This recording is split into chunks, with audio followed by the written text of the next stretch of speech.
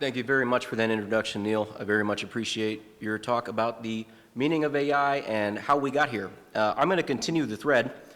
My name is Raj. I'm with the Seattle DSA as an Ecosocialism working group. I work in the tech sector. I'm a machine learning engineer, and I want to tell you what brought me here today. I'm here to do science. Science is a revolutionary act. Science is communication, education. It's a belief in a different world. So to set my biases before this talk, yeah, I'm pro-science, but that doesn't mean a blank check. Decomputing and degrowth is perfectly valid to me.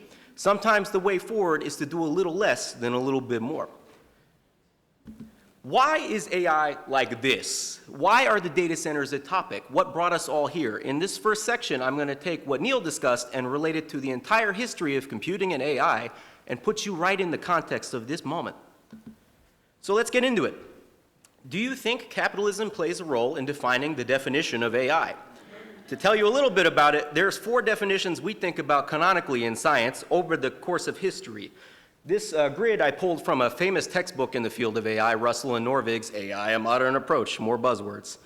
One thing I want to point out before I dive in, AI is not in itself a buzzword to me. I think that term has some meaning that as scientists we want to take back, but it's also less impressive than you might think. Let me tell you why. One could argue that the first computers made by Ada Lovelace and Charles Babbage, yes, in the 1800s, were an attempt at AI. AI might supersede the entire field of computer science. What makes that jambalaya of words make sense, computers in the 1800s? Am I speaking nonsensically? No, I would hope not. The modern definition of AI amounts to building code where we don't have to instruct the computer every little last piece of edge cases or information. We just give it enough rules to play the game and enough examples to know it did it right. It's not very impressive. It's not very scary. It's not very pie in the sky. It's not Jarvis. It's not the Jetsons. It's not Skynet. Brought to you by the makers of the same thinking as make number go up. It's AI. A good example, you may have heard some positive news about AI algorithms that are going to put radiologists out of a job by detecting cancer cells from pictures of tumors. Oh man, 95% success rate at detecting cancer. Sounds great until you realize that 95% of the population doesn't have cancer anyway. So you could just make the computer say no every single time and you'd be right. But also, would it surprise you if I told you that's still AI? You took an understanding of the human world and you applied it to computer code. It's artificially intelligent, a little bit unimpressive. And that's the capitalist playbook to start with. Let's continue down the path. If you demystify AI, it's no longer mystical. Capitalism definitely informed that last definition. Let's continue down the thread, and this is a lot of information. Don't worry, you're going to be enraptured with all the words I'm about to throw at you. So, on the top of this diagonal is a little bit of the history of the world, some key moments, maybe things that you remember or lived through or you read about. On the bottom half, things that I definitely don't care about because it's the old history of computers back when they were doing telegrams and stuff, but it's important to talk about it. We got here because of that. In those mechanical computer days, we focused a lot on public research, physics, electromagnetism. Those early days near World War I were about getting the electronics to work. In the 1950s, there was this book written called Cybernetics. I would say that's when the field of computer science really got its root. And what that book was about was synthesizing the theory, the math, the machines, and actually doing stuff with computers, like cracking codes in World War II. Alan Turing, this was a big era for him. After that, we get into the 70s, which I'm formerly a chemist, so my first love language is the language of chemistry. And let me tell you about the most nerdy topic of all time, chemical vapor deposition, and why it is key to why we're in this moment. At the time, we did 2 big things, I would say, in the field of computer science. ARPANET, DARPANET, Defense Advanced Research Agency Projects Network, jambalaya of words. But we were able to get computers to talk to each other, so it's not just one big room-sized computer, it's many little computers are beginning to become possible. But CVD was a major revolution in how we make computers. No longer are they church-sized rooms with vacuum tubes that switch on and off. You can fit them more in the palm of your hand, like those old Casio calculators. Chemical vapor deposition was the process by which we miniaturized computers, and this is key to the whole pipeline of where we got to. Let's continue down that thread. Let me give you a little flyby of this thing called Moore's Law, and I'll synthesize this all in a second. But Moore's Law is the idea that computers every few years get twice as big, twice as fast, twice as small. This has been going for maybe 40, 50 years. We're actually at the limits, and I want to take a little bit of that to tell you that right now the smallest chemical process you can do to make a chip is what's called a 2 nanometer process. A nanometer is about 10 atoms. So with 2 nanometers, it's a 20 atom wide switch. If you've ever played with the flashlight as a kid and sent Morse code to your friend, that's all how computers work. They just switch on and off real fast and they talk to each other in binary. So you can imagine on a modern processor like this MacBook having billions and billions of on and off switches, you can do a lot of math, right? Well, we're kind of hitting those limits. At 2 nanometers, you only have so many atoms. You can't really get much faster. I just wanted to point that out there because there's definitely a wall coming, and none of this is really about that, but that's maybe 4 halvings or so until we get to a point where we really have trouble making computers even bigger. But let's take it all back to the history of AI. I told you when computers got faster, how much faster they got, how much smaller they got, right? In the 1950s, zooming in on that earlier timeline to modern history, post-cybernetics era, that's when the idea of the neural network actually was created by this guy named H.O. Hebb. And man, what was going on in the world at the time? The stained legacy of eugenics, racism, 1950s, pre-civil rights era. We can't dismiss how that was intricately linked with the birth of neural networks and the bloom of computer science. In fact, the entire concept of a neural network underpinning everything about ChatGPT was built on a poor 1940s racist understanding of the brain. But in that time, what meant AI? It meant you emulated biological systems. It meant that your computer thought like a neuron. It meant your computer did math like genes, where we mutated them and we saw statistical outcomes come out. Fast forward a little bit, I want to talk about that. There were actually very valuable contributions in the time between the 50s and the 80s, which is why I don't think AI is a buzzword. I think that it is a very important scientific word where we did some real things. Genetic algorithms are a good example of things that stayed useful and stayed mostly unproblematic. But I digress. On to the 1980s, we start to look at AI as what if we just did really good logic? What if we got really smart about describing the way we look at the world and taught computers just how to do if-else logic statements in a really smart way? Garry Kasparov. A lot of what they were doing in the 1980s with the chess rules was thinking of this problem in a different way. But you could teach it to be real smart about chess. You couldn't teach it the same thing with poker, as Neil so rightfully pointed out. That's what brings us to today, because the major blocker for a guy like me back then would have been, I can teach a computer chess, but I can't teach it everything.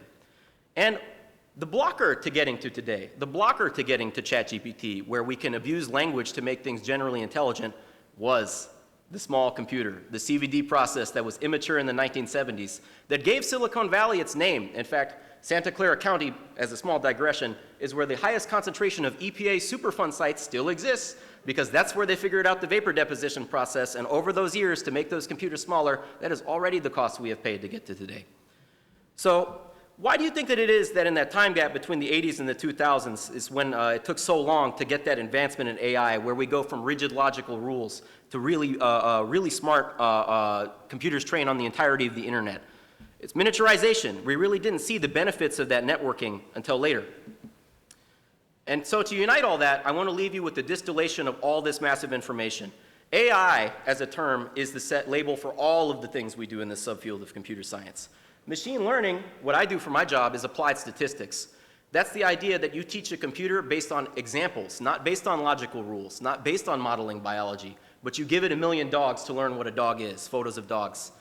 Neural networks, we brought them back from the 1940s. That's how you make a computer understand pixels, audio, text, and buried deep within that small circle, from all the way up to the top to the bottom, is where we are now. ChatGPT would be a pale blue dot, sorry Carl Sagan, in deep learning.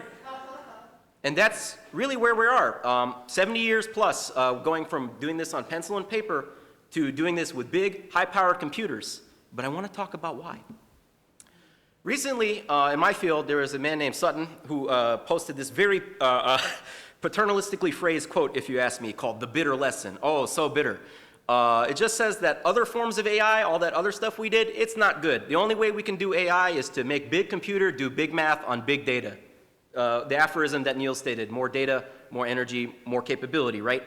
The question I started with on this flyby history tour was, why is AI the way it is? Well, in the same pattern as my predecessors, it is that way because we made it that way. The bitter lesson is not a reflection of physical reality. The bitter lesson is not a deep understanding. It's ahistorical. This is only true, and it only reflects where the money has been put. And that is why AI the way it is. Why are we doing what we're doing? Doing AI is too complicated. We can't go back to teaching computers all the special rules, and we can't go back to learning about ourselves. That's passé. We can have computers. We can buy more computers. We can use investor money to buy more computers. Can we make AI do it with what capital can buy? Ah, number go up. Make it simple, only do that. That's why we are where we are.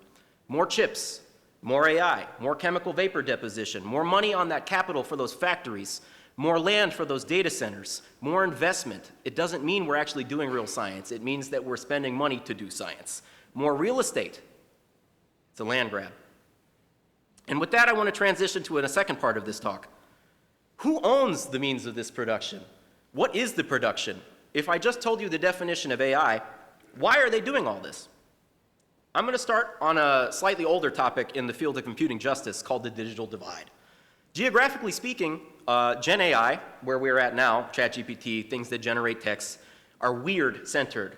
Western, educated, industrial, rich, developed, that the whole kind of acronym for getting at where capital is centered. And why is it that way? Because of the data. People for many years have not had equal access to the internet, even here and other places. We've been analyzing this as a problem of connectivity over time. That's what that first map is. But you know the magic, you can just take that new map over there in the last few years of AI use by country, and you can see it overlays pretty exactly. It's not a coincidence. The data on the internet that is used in these chatbots and to train these machines, it comes from us. And it is sold back to us. It is repackaged to us. Maybe belaboring the obvious, but this is where the authority was begun to be centralized. It's where we source the data from. That's what makes AI what it is. Is it a surprise when the usage of those chatbots maps exactly to where we got that data? I want to talk a little about the big players in AI. You may or may not be familiar with some of the names in the space and what gives them the power to achieve this scale. But let's start with what does big mean? What is a big player? Perhaps one of the biggest known ones is OpenAI. They make ChatGPT. They have 5% of the yearly revenue of Microsoft. They might be IPOing soon, and it's projected that they will IPO with 30% of the value of Microsoft. That's a little bit lopsided, if you ask me. That's what big means, though. It's when the eyes outweigh the capacity of the stomach, that outsized valuation compared to real delivery. There's a lot of other names on this list. One that I want to talk about is Scale AI. Scale AI is a company that goes under the radar to a lot of people because they don't really deliver public products. They're a business-to-business marketing firm. They get their money and power from exploiting workers in the global south. If you've read the AI Con or perhaps the biography on Sam Altman by Karen Howe, which is high quality, Scale AI is the firm that went to Kenya and other nations and started paying people $2 to $3 an hour to label mass amounts of data to train the machines. So that's another big name and one that tends to fly under the radar, but that's why they're big players. They tend to get by on exploitation primarily. Operational expenditure is low. They're able to use the few amount of people that they have and leverage them and exploit even their own people here in America to keep revenue efficiency high and act with limited accountability and total impunity. This is to clarify, though, that big doesn't mean people necessarily. You may imagine a faceless international conglomerate, but for tech businesses, they maintain this revenue with relatively few employees. And as you can see, this chart I overlaid, OpenAI has about 2,500 employees. Anthropic, which is another big AI firm, only 750. You would think that a company that makes this much money would have possibly an international conglomerate with 10 to 20,000 employees, but they're a lot smaller and easier to fight. But you'll hear more about that from me later. On to the data centers note, I do want to cover that these are a separate set of companies. AI people do not own the data centers. Often they contract, lease, or parcel out, right? You're not going to see these names a whole lot. These ones get thrown under the radar a little bit because they can. They're a little bit more boring technology-wise, right? You're not going to go looking for them. These are the publicly traded big data centers regionally in the United States of America. You can see the total power capacities they offer, some of the clientele they serve. Those are the big names, right? AWS, Microsoft Azure, IBM, Meta, now Facebook, or Facebook, now Meta, Google Cloud. They don't typically own their own data centers. Some of them do, but a lot of them contract through folks like this who do wholesale data. One thing I want to point out there is that the biggest names in data centers in the US, Lumen Technologies, if you've seen Severance, a little bit scary. Digital Realty, DataBank, CyrusOne. We don't have some of these here in Washington, but that brings me to my next point. Who are the local big data center players? As you know, Microsoft's headquartered up in Redmond. AWS, Amazon has a big campus here. Equinix, Digital Realty, one of the names I just showed you, and Seattle and Kent. Savvy, we're going to be talking about them a little bit later. These are all names that operate in the region, about a good half of them in the Puget Sound itself, either headquartered or having small data center facilities. The bigger ones, though, are out in Quincy, in the middle of the state. The last few things I want to get to, I want to talk a little bit about the presence of AI in the economy. It would be remiss not to mention who the big players are without mentioning why they are kept in their bigness.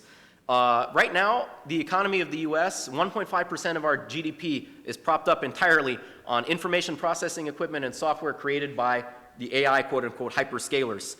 That 1.5 percentage points may seem pretty small, but remember that tech companies like Microsoft have about 40% of the entire stock market share. If there is a bubble burst, it's not going to have anything to do with the Microsoft employees, but even a plumber or even me back in my blue-collar days with my 401k or whatever my retirement savings is are at risk due to the large nature of capital that these companies control, despite you may not even interacting with them. They're big because they were enabled to get that big. No trust busting, no regulation on what they can or cannot do, where they can park that capital, even on depreciating assets like the chips that are in these data centers that are going to be valueless year after year as they upgrade. For now, at the end of my time with you, I hope that you understand that AI doesn't really have to be this way. It probably never should have been this way. And the nuance in all of this is that AI is a big field with real important outcomes, valuable outcomes. It's not all this moment is. But that said, given the nature of who controls this moment, how much stake they hold in all of our lives, whether you know it or not, what they have done with that trust and money, I hope you will understand why I am here with you advocating for a different path. And with that, I'd like to introduce our next speaker, Megan Pratchler, to underscore how AI algorithms are being used in everyday life.